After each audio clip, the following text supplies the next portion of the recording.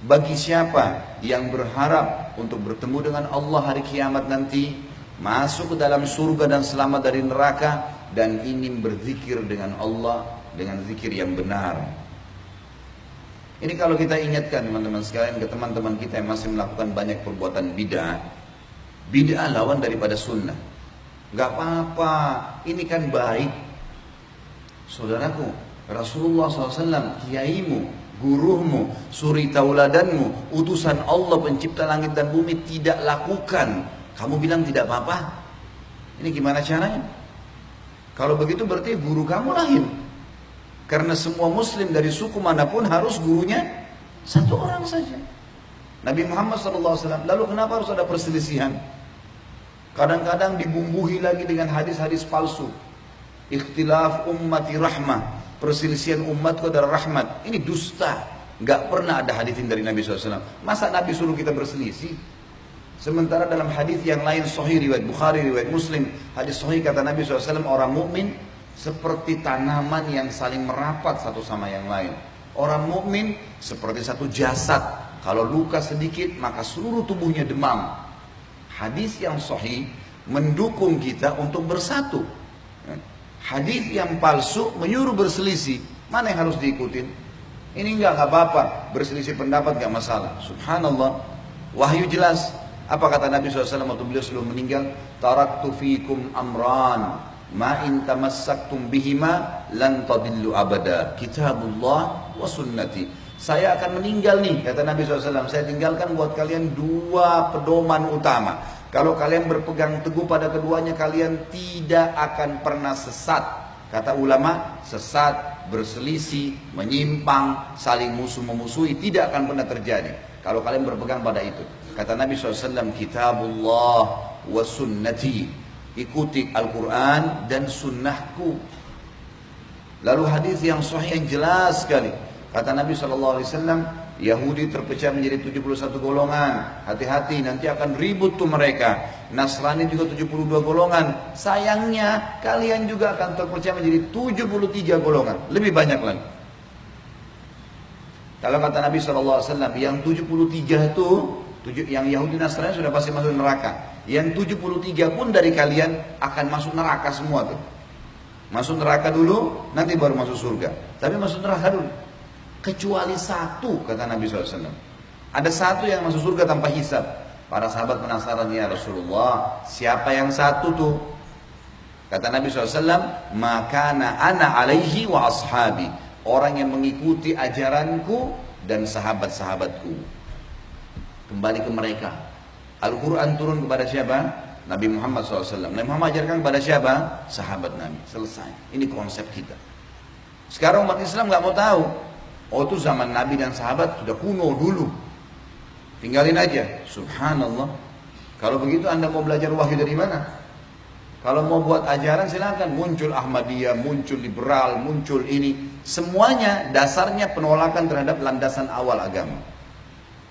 Sudah jelas. Mau jaluri silakan. Nabi SAW sudah ingatkan. Ini bukan perkataan saya. Semuanya masuk neraka tuh.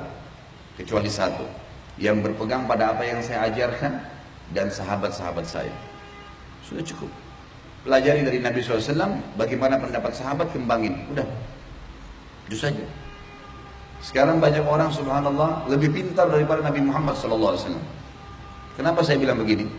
Ada sebuah buku saya tulis. Judulnya Kiaiku Muhammad, Kiai Anda siapa? Untuk meluruskan banyak pemahaman. Banyak di Indonesia ini kiai-kiai, ustadz-ustadz. Siapalah julukan mereka. Melakukan perbuatan-perbuatan dalam Islam yang baru. Gak ada. Di generasi awal Islam gak ada. Gak Nabi contohin, gak sahabat contohin. Mereka ngarang-ngarang. Ditanya, kenapa Anda lakukan itu? Adakah contohnya? Gak ada sih.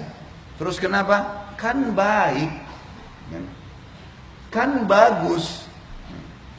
Kan ini syiar. Alasan beragam macam. 1001 alasan dicari. Bukannya, oh iya, tidak ada landasan. Tadi ingat hadis Nabi, dua pedoman, Al-Quran dan Sunnah. Ada landasannya nggak? Ada ayatnya nggak? Ada hadisnya nggak? Pernah disampaikan nggak? Nggak ada. Mereka sendiri ngakuin nggak ada. Baik, kenapa dilakukan? Bagus, baik, gitu kan? Syiar. Ini berarti sama saja dia mengatakan, maaf Rasulullah, saya lebih ngerti daripada anda. Rasulullah SAW nggak contohin terus dia mau kerjain gimana nih? Hanya alasan baik. Bayangkan kalau semua orang beralasan ini baik, ini syiar, lalu mereka mau leluasa melakukannya. Kira-kira yang tertinggal dari agama apa? Nggak ada lagi. Sudah nggak murni dan diwahyu itu. Padahal ingat sabda Nabi tadi awal saya sebutkan, dua pedoman. Kalau kalian berpegang teguh pada keduanya tidak akan pernah sesat, tidak akan susah. Ini Nabi waktu mau meninggal disampaikan sallallahu alaihi wasallam. Kitabullah wa sunnati. Ingat Al-Quran dan sunnah. Ustaz, kiai, habib, siapapun depan anda kalau menyampaikan sebuah, ini lakukan ini ya, menyampaikan sebuah hukum, tanya, ada ayatnya, ada hadisnya, ada contoh nggak? Kalau ada kerjain, silakan. Kalau nggak ada, untuk apa dibumbu-bumbuhin nih? Untuk apa? Dengan alasan syiar. Banyak yang disunnahkan yang bisa kita syiarkan. Banyak. Pada hari ini banyak muslimin yang merayakan hari lahir Nabi SAW. Diingatkan, Nabi tidak pernah contohin saudaraku. Nabi gak pernah ngerayakan hari lahirnya. Sahabat juga gak pernah ngerayain. Dan munculnya tahun 230 Hijriyah nih. Di zaman kerajaan Fatimiyah, dirayakanlah. Mereka punya 6 macam maulid waktu itu. Maulidnya Nabi Muhammad SAW. Hasan, Husain, Fatimah, Ali, dan juga raja mereka. Dan sampai sekarang di Iran masih dilakukan tuh. Mereka berfaham Syiah. Mereka mengambil dari wilayah Bizantium, orang-orang Nasrani merayakan hari lahirnya Nabi Isa AS. Tarik juga nih ke Islam. Baik, Rasulmu, Nabi Muhammad SAW, kiaimu, utusan Allah, nggak pernah ngerayain tuh. Kenapa kamu lakukan? Syiar. Syiar kan bagus. Kita kan baca salawat, saudaraku.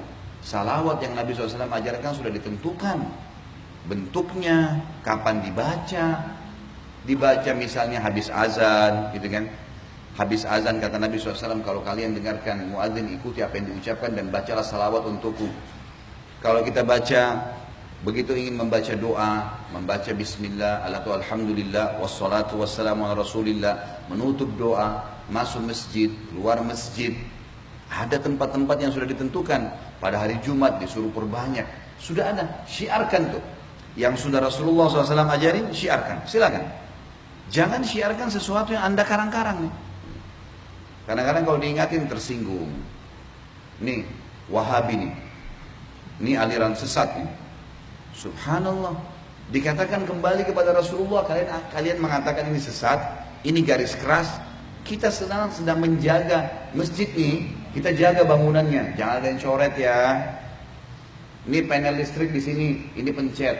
Ini ruangan khusus pengurus, jangan masuk ya. Ini sound system, jangan sembarangan orang yang pegang ya. Peraturan, datang rapi, sholat. Ada sesuatu yang kurang nyaman disampaikan pada panitia. Hanya gitu kok, untuk jaga kemurnian Islam. Semua ya, direntet dalam sejarah Nabi SAW dan para sahabat, terutama Khulafaur Rasyidin.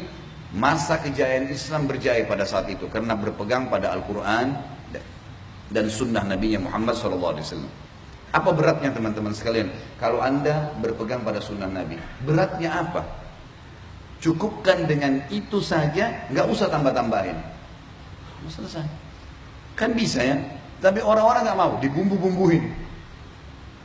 Hadis yang lain, kata Nabi SAW, alaikum bisunnati wa sunnatul khurafa'ur rasyidun al-mahdiyun min ba'di.